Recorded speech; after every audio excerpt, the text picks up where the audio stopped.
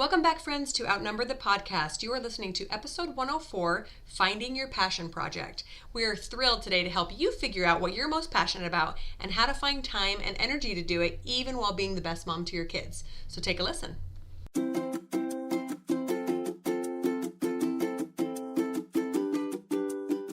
Hello, and welcome to Outnumber the Podcast. I'm Bonnie. And I'm Audrey. We're experienced moms to a combined total of 18 children. Our mission is to help overwhelmed parents find peace in parenting and humor in the chaos. Come join us as we attempt uninterrupted conversation about parenting with joy and intention.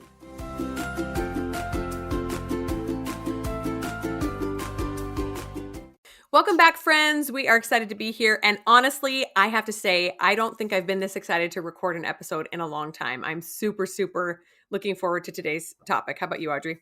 Oh yeah, we've had some good ones, but yeah, let's dive into this one. Yeah, so we're talking about passion projects. And you guys, if you've listened for more than probably one episode, you probably know that Audrey and I both have passion projects that we love, things that we do that takes us away from our family a little bit, not always physically, but psychologically. And we're going to talk about what drives us and what makes us excited outside of just the familial role of being mothers. Yeah, we're passionate about this topic. Yes, we are. In fact, the podcast is actually one of our passion projects. Look at that. Woohoo.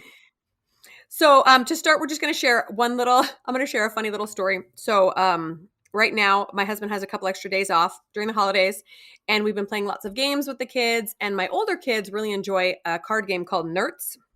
I don't know if somebody we know made it up. I think other people have. I've read about it on the internet, so I know it's popular in some places. But anyway, it's a face card game, and it's definitely one of speed. Like you have to slap down cards as fast as you can, get rid of all your cards. So my 11-year-old has really taken a knack to this game, and she's really good. And multiple times she had beat both me and my husband and the other big siblings as well. You know, she has two older brothers. And so just in jest, I said, "Oh, Juliet, you should play this game with a hand tied behind your back just to make it fair to the rest of us." So she said, "Okay, I will." So she sat on a hand and played around and still beat us all with one hand. I'm like, how are you so fast? So then she played a couple more rounds like that and was still quite good. And so I said, all right, it's not really fair. Again, just joking. You should play with one hand and one eye. I think it's just your eyes are faster than all the rest of ours because you have to see where a card can go, you know? So she goes, okay. So she takes one hand and covers one eye and plays with one hand and one eye. And she still beat us. She's a natural. Oh my gosh. I was like, you know, if I weren't your mother, I'd be real irritated right now because I cannot win against you, child, but I'm really quite proud. She needs to figure out how to do something with that in her life, become her passion project. I mean, not like a professional card player, but something. Like she should go to Vegas or be a magician, you mean? Yeah. Okay, I'll totally encourage that. Yeah, sounds great. Okay, so back to the topic. We are talking about 6 key steps to creating something you're passionate about. In fact, we talked a little bit about this in one of our very first episodes, episode 16 on time management. We talked about creating time for the things that you love and that really fuel you instead of waiting for that time to kind of fall into your lap. Like, I'd really like to go on more bike rides, but I just don't have the time, but rather, making that. So go back and listen to that one if you have not. That one will really help you kind of put some of these key things into play. So step 1, we're going to talk about getting rid of the guilt surrounding things that take you outside of the home. And when I say outside of the home, I mean sometimes physically and sometimes just psychologically, emotionally, right? You don't necessarily have to leave your house to do your passion project, but it will take you away from your children for a little while because you're doing something just for you. So I think that, at least in my experience as a mom, for way too long, there's been a clash between the stay-at-home mom camp and the quote-unquote working moms, which I hate that term because is there a mom that doesn't work? No, there is not. No, doesn't exist. We all work and we all love our kids. I think that's pretty much a blanket statement, right? There should be zero guilt for either of us in either camps and zero judgment towards the others who either work outside of the home or do not. I feel like judging others for how they do things is very often centered in our own guilt. I know it is for me. When I see somebody doing something that, maybe I don't feel so great about, I tend to be judgy. because I'm feeling bad about myself, which is so silly. But and whether that's because you don't have a career or you don't spend enough time at home, et cetera, et cetera, just move on. It's not worth your time. Yes, and just a side note, we do have episodes for both stay-at-home moms and working moms, both. Yeah. So, yeah, go check out those episodes too if you can't remember those. But okay, here's the thing. You need to recognize that you're a mother for life. Once you have a child, you are a mother. It's your role in the family. But taking care of the small children, like the mommy part, the part that takes so much time and energy, that kind of lasts for a relatively short period, even if you have 100 billion kids like Bonnie and I. So many people have careers for 45 or more years, but most of us will have small children in our home for 18, 20, or, I've got a 22-year-old and a 1-year-old, so I'm going to get close to 40 years in my mommy career, but I'm not going to be wiping their butts the Right. entire time. They're only going to be small for a short period of time. Yeah. Mm-hmm. Yeah, yeah. So what do we do with those extra, 25 plus years? That's what we're focusing on today. And like the opportunity to do something special, do something that you're passionate about with that extra time. So, one of the biggest things that we can do to help ourselves overcome this guilt is to get rid of that either or mentality, right? I think for many years there was this thought that I can be a great mother or I can have an awesome hobby, career, job, whatever. And that's just foolish. Like, I know literally hundreds of women who do an excellent job at both, at having an amazing hobby or an amazing career, and they're also an amazing mother, and they even help each other out, those two roles, right? And so I just think it's important to remember that whatever kind of mother you want to be, there is a way for you to find time for yourself as well. Yeah, absolutely. That's a good point. I really like how you said that, and instead of or. So number two, second step is acknowledge that you are a creator. Women have this special privilege of our bodies create the human race, continue the continuance of the human race. And we do find most of our joy and fulfillment in creative pursuits. It's just kind of like it bubbles up. I know there's times when I've been sort of kind of latent in my creating, and it'll just wake me up in the morning. I'll be like, oh my goodness, I've got this great idea and I have to do this great thing, and it's all this creative ideas just rolling around in my head. And I don't know, I think it's a special character trait that women have that we just need to acknowledge and be thankful for it. Yes, I totally agree. And I think that very often we substitute the word creator in our brain for artist. And many people are like, well, I'm not creative. No, okay, you might not be an artist, right? That's what people think is like, well, someone who does arts and crafts or paints or this or that. But I really truly believe that every woman is intrinsically a creator and can find something that they find a passion to do that is creative, right? So if you look up creativity in the dictionary, it says the use of the imagination or original ideas. So that's pretty broad. Like, what hobby or pursuit do you like to do that involves original ideas or using your imagination? What creative pursuit drives you?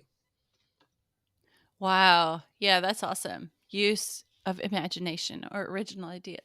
Yeah, that's good. So what some examples that we thought of jobs and hobbies that, use your imagination are home design, decorating, gardening, architecture, sewing, content creation like blogging, writing, podcasting, photography, videography, nutrition and fitness, makeup and skincare, life coaching, charity work, party planning, culinary arts, hairstyling. I mean, the list just goes on and on of things that use the imagination and just get you fired up and something you can be passionate about. On each of these things on this list, I'll bet you can think of some people who are just really passionate about that thing. Hopefully that list kind of opens up your mind to some things that you have used your own creativity for that maybe you haven't considered a creative force before, right?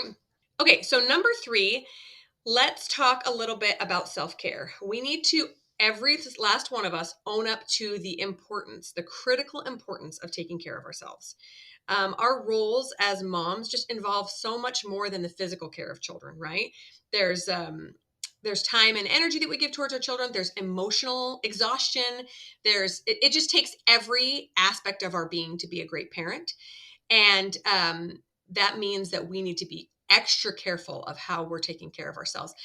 I think that everybody expects to be tired at some point as a parent, but we should never be sacrificing everything to our children, right? We should always be saying, actually, this is time for me to step back and recharge because I've given too much today or this week or this month or whatever. And mom's going to do some self care so that I can be here for all of you. So true.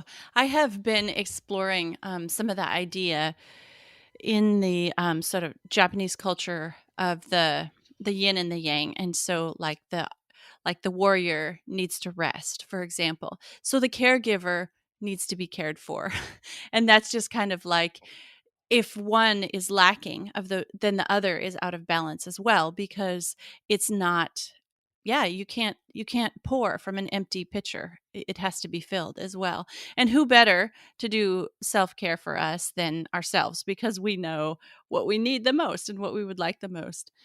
And I just want to point out that self-care is more than your physical body. It's taking care of your mind too. And we think, moms of young kids, it takes a lot of physical care. And so we think about, the caring for our own physical bodies, being in good physical fitness, being, eating right, eating healthy. We have Getting episodes on all sleep, that. maybe. Yeah, sleep, exactly.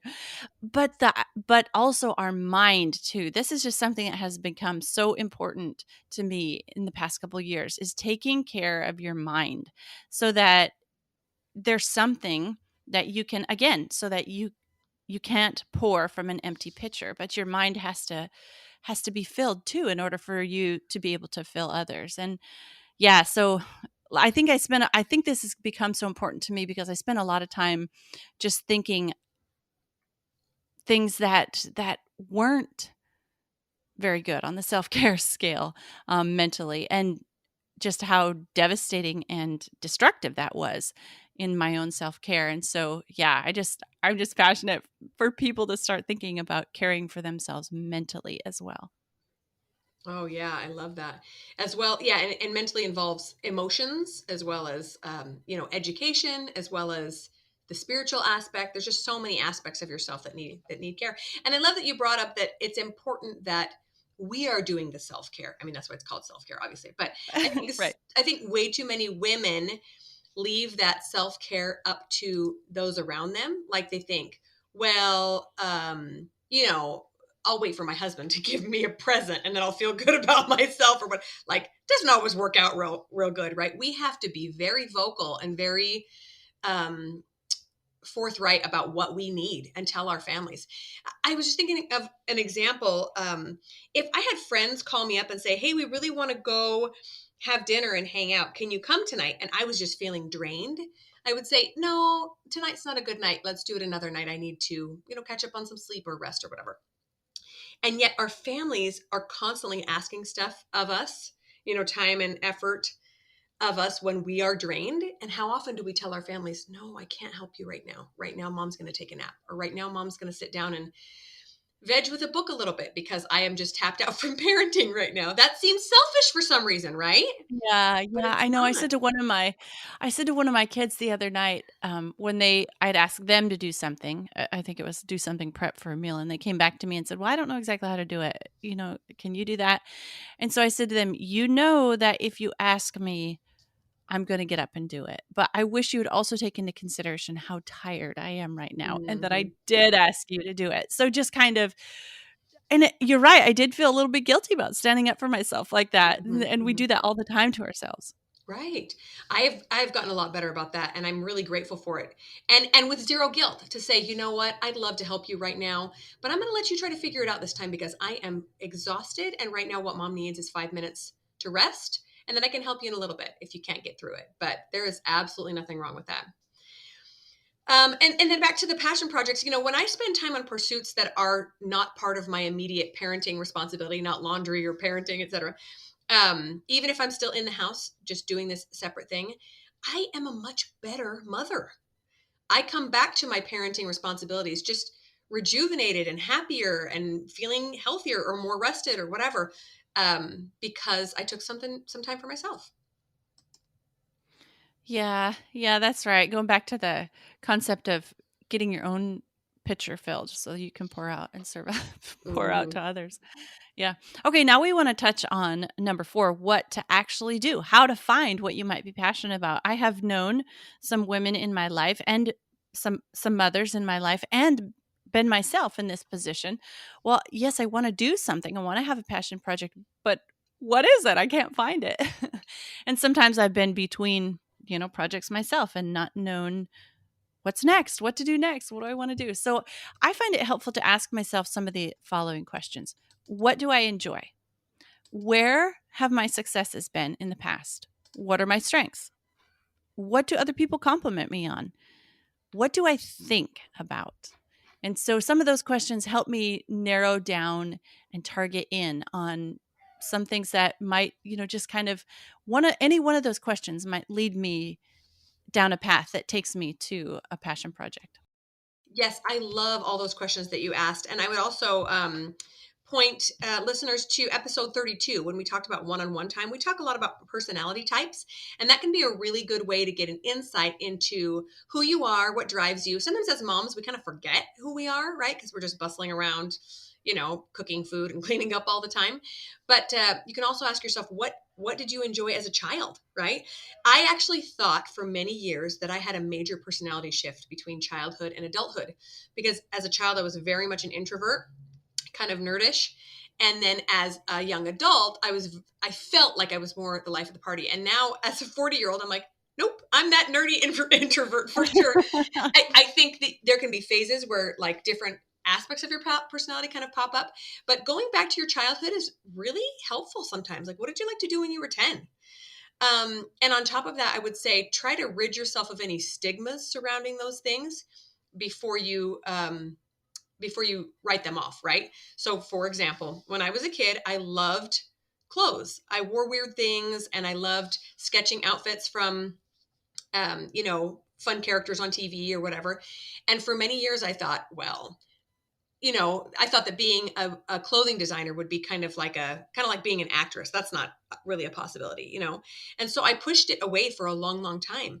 And now that I'm older, I'm like, forget that. That's what I want to do. So that's what I'm going to do. Dang it. And there can be different ways of pursuing those passion projects that look differently than what you ever expected before.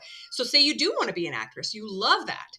Well, maybe instead of leaving your family and moving to Hollywood, you could look into some local plays. Like, does your community college offer some plays that you could try out for, etc.? There are lots of different ways of fulfilling those passions. Yeah, that is such a good question to ask yourself too, because I think when the thing that's so charming about kids and when you ask them what they want to be when they grow up, they have like no inhibitions and they don't tell themselves no that they can't be anything. So if we think back to what we wanted to be or what we enjoyed when we were also kind of in that uninhibited state, maybe we can find out a little more about ourselves. Yeah, yeah, the uninhibited stage. I think that's important. Okay, number 5. Become the person you want your daughters to become. So, how would you feel if your daughters felt the way you do about motherhood? Like, that's such a it can be a very heartrending question. Like, um, so would you want your daughters to feel that being a mother didn't fulfill them? Mm, That would be really hard hmm hmm to think about your daughters feeling that way. But if you feel that way about motherhood, how are you translating any other feeling about motherhood to your daughters? And so if you have something that you're passionate about and your daughters, your children watch you with that passion, that's what they're going to want to aim for. And so we can be I think our first responsibility is to be the right kind of example to our children. That's the ones that we have the most responsibility for. Yeah. And along those same lines, your children will largely grow up to be the kind of parent that you are. And if you are one that is ever sacrificing to your own detriment, what kind of parent is your kid going to be? Are they going to do the same thing where they're just exhausted and bone tired all the time? Or are they going to say, I remember my mom sitting down and reading a book while the rest of us prepared dinner? I can do that too. That's okay, right? These healthy examples of taking care of yourself so that your family can get the best of you. I also think there's almost nothing as inspiring to children as seeing their parents go out and accomplishing their dreams, right? They're already thinking about what they want to do when they grow up and what kind of a person are they going to turn out to be and what's going to fill their dreams and their time and their imagination. My kids are constantly asking me about my business. It's really fun. How's Novely going? Can I come over and help you package something? What can I do? It's really cute. And I think that by you going out there and getting your dreams, you inspire your kids to do the same, especially with the same kind of like, um, no holds barred talk. Like, sure, you can do that. Sure, let's figure it out. You want to try something like that? That sounds great. And then you can also look for those skills that they show a propensity for as children and see a way for them to use that in a hobby or a business. Yes, I love that. Propagating an atmosphere of entrepreneurship or creativity or productivity or whatever your passion. Yeah, Mm-hmm. having that in you so that that can be an atmosphere that your children grow up in. And kind of in a similar vein, I think it's pretty wise to surround yourself with women or people who inspire you. So, like, build your community. It's kind of similar to the concept we talked about in one of our marriage episodes on if you are around people who complain about their spouse all the time, you'll probably end up complaining about your spouse too. So if you're around women who are pursuing their passion projects and they're really creative and passionate about something, you're going to be inspired by that. Mm-hmm.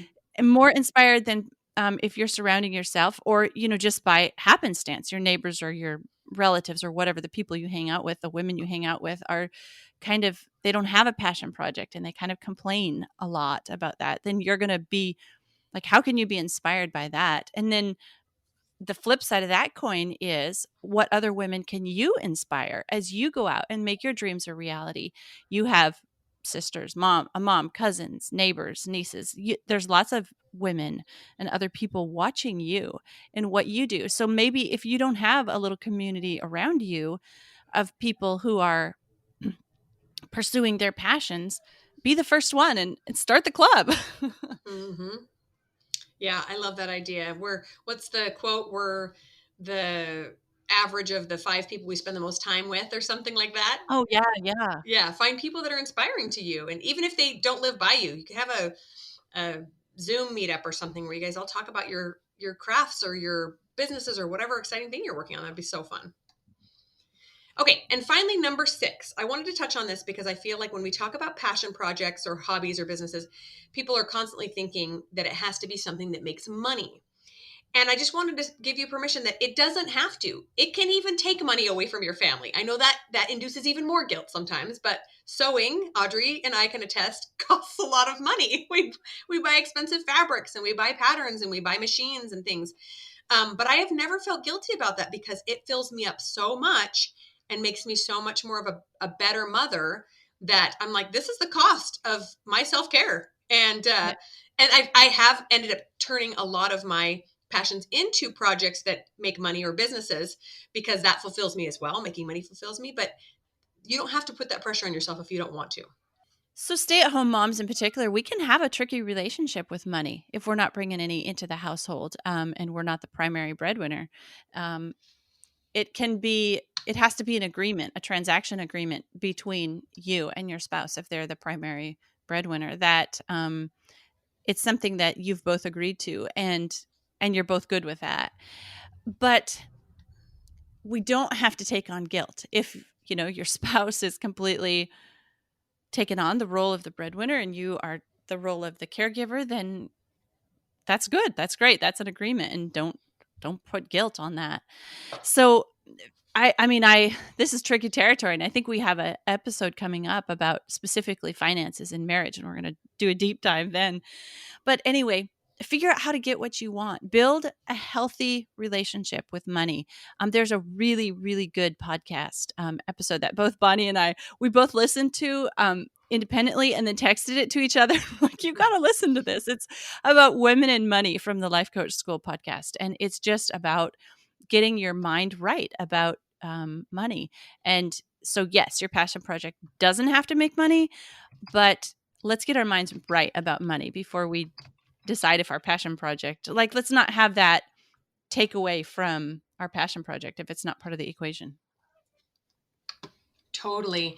And it is definitely it's definitely just thought work, when it comes to getting over stuff that frustrates you about money. It's definitely just your thought process, right? Feeling like maybe you're not good enough because you don't make money or whatever. And like I said, like Audrey said, we'll talk more about that in another episode, but such good thoughts. Love it. I think that it's important to realize we now live in a glorious time in this world where being a breadwinner no longer means you have to leave your family for 40 to 50 hours a week. It's phenomenal. I mean, it can mean that if you really need to leave it, you can totally do that too. And many amazing mothers do. You can get an education from home, college or otherwise, right? You can build a hobby, you can build a business from home, you can hire an amazing nanny to come take care of your kids so that you can go out and build one of these things as well, build your dreams. It's just, I feel like the world is our oyster right now, especially for women who are taking care of kids. Like there are so many opportunities to find something that builds us up and makes us happy. So, get creative. Once again, look outside the box. Look for opportunities to do the thing that you love to do while still spending the time with your kids that you want to spend.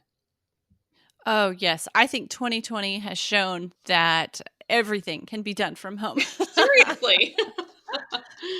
Yeah. Kids are going to school virtually. People are working remotely. It's all happening from home. So we can't use that as an excuse, or there can't be any stigma on that anymore. Mm-hmm. Okay, so one more item here is that God designed you and built you exactly as you are for a reason. And the world needs you and your talents. So if we're feeling pulled to contribute to the world, just don't get out from behind your kids. We talk about the children hiding behind the mother's skirts. Get out from behind your children. Go get it. Go pursue it. If you've got a passion project, or you want to have a passion project, you can. Here's your permission. Here's the sign you've been waiting for. Go do it. Right. Exactly.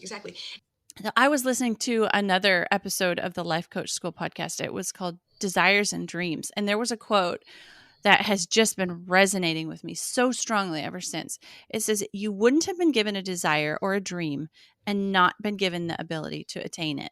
So that was So so good. powerful to me. Like, if you want to do it, there's a reason you want to do it. And you also have the ability to do it. So the only thing stopping you is your mind and your doubts. And so go for it. Just put those aside, pet them and say, "Yes, I see you.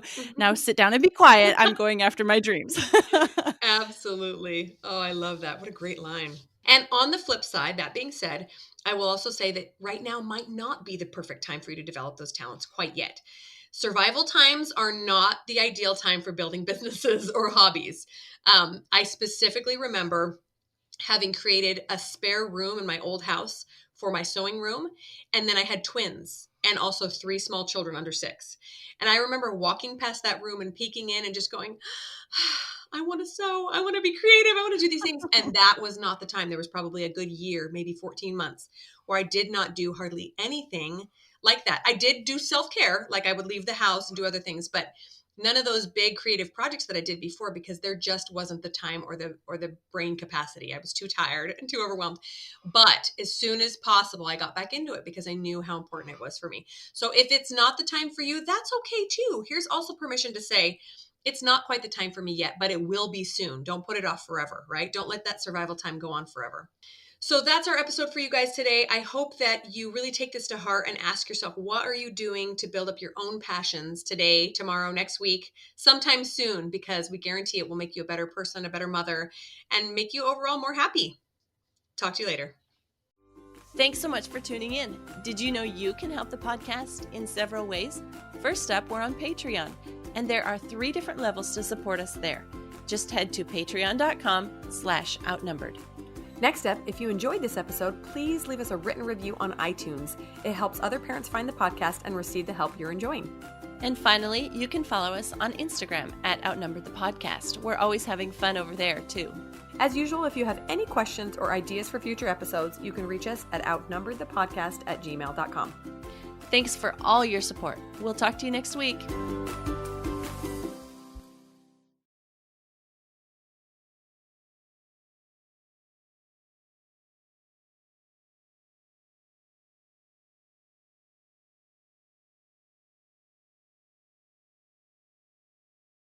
Right, right.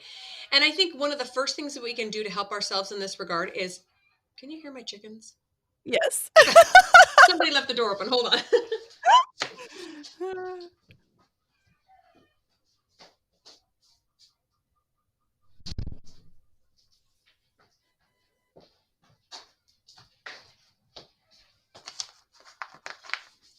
They are going bananas. I can still hear them. Your Hopefully door you can. open or the chicken door Well, open? no, my door, but it was just to open a crack. But good night, they were being loud. Oh my gosh. They Okay, had something special they found. seriously. Okay.